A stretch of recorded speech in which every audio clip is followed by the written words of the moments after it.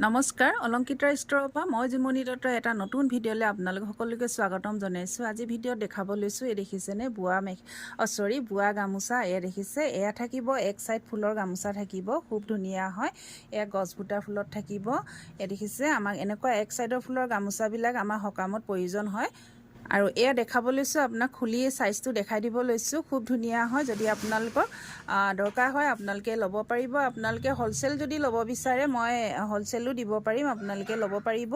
আৰু মই এতিয়া ষ্টক আপোনালোকক কমেই দেখাইছোঁ, কিন্তু ষ্টক আৰু আছে, আপোনালোকে পাই যাব। এনেই মই চিম্পুলটোৱে আপোনালোকক দেখাইছোঁ। দেখিছেনে এনেকুৱা থাকিব, এইবিলাক ফুলৰ থাকিব। এয়া চাওক, যদি আপোনালোকে হোলচেল ল'ব বিচাৰে হোলচেলতো পাব। এয়া চাওক এনেকুৱা থাকিব। এয়াখন এনেকৈ দেখাব লৈছোঁ। চাইজটো কিন্তু আহল বহল হয়। এয়া দেখিছেনে এনেকুৱা হ'ব, খুব ধুনীয়া হয়। যদি আপোনালোকৰ প্ৰয়োজন হয় আপোনালোকে ল'ব পাৰিব।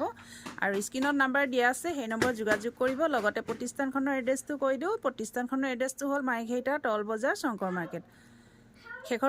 ভিডিঅ'টো শেষলৈকে চোৱাৰ বাবে ধন্যবাদ।